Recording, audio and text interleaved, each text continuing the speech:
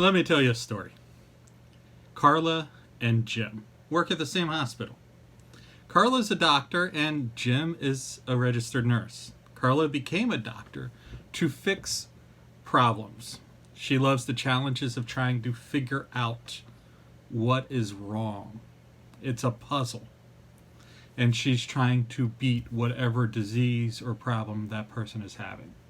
Carla became a doctor because of the science of it all. She's a great doctor. She's respected by her peers. She's very seldom wrong about the trickiest diagnosis. She always seems exactly to know how to treat everything that the hospital throws at her.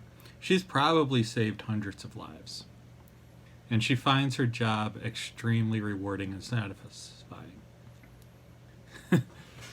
Oftentimes, Carla will spend time thinking about certain memorable cases. She likes to replay the exciting hunt for answers. Sometimes someone comes in broken, something is wrong, but at the beginning it's never quite clear. Carla figures out how this person is broken. She deduces what is wrong, and then based on her years of training and experience, she figures out a way to solve the problem. And much more often than not, that person walks out in better shape than when they came in. The problem is solved, the crisis made right. What was wrong is no longer an issue. Carla often will tell people that her job is to make people work like they're supposed to put things back together in the way they ought to be. However, sometimes she has issues dealing directly with people. She will often joke with her colleagues that medicine would be a lot easier to practice if all these illnesses didn't come with people attached. Practicing medicine is both interesting and rewarding, but there's a logical pattern to it. There is specific things to look for. There are a certain set number of questions. There's defined procedure, and if you do things correctly, if you diagnose and treat properly, people get better. Medicine makes sense to her.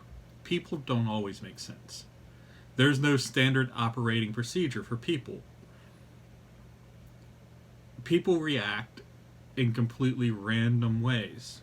Sometimes they do what she tells her. Sometimes they listen to the doctor who is trying to make them better. Sometimes they don't. Sometimes they only listen halfway.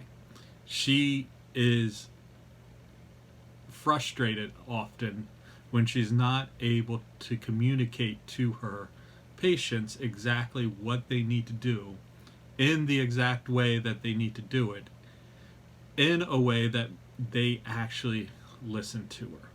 If they weren't going to listen to her, why did they come to her in the first place? Then there's Jim. And Jim works at the same hospital, and Carla actually likes it when Jim is part of the team working with her patients. He seems to be able to balance her treatments well.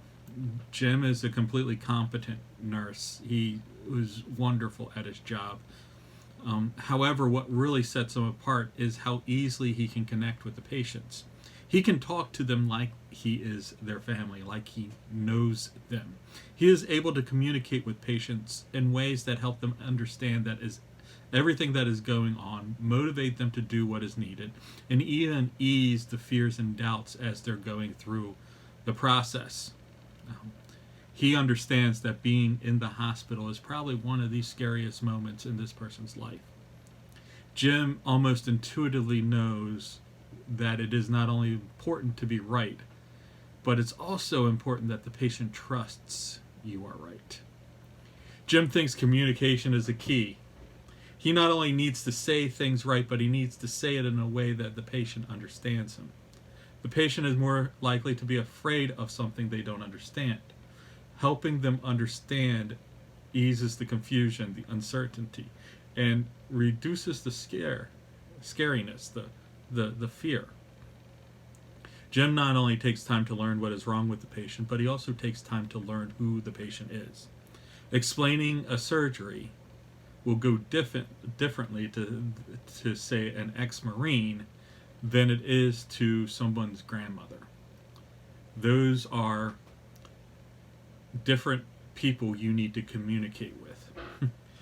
Jim often laughs when he hears Carla talking to some of her patients. He knows that sometimes he'll have to go back in and explain things in a way that the patient understands. Carla's a great doctor, but sometimes she gets stuck in the medical and scientific sides where Jim actually has to use language that the patients understand coming out of his mouth.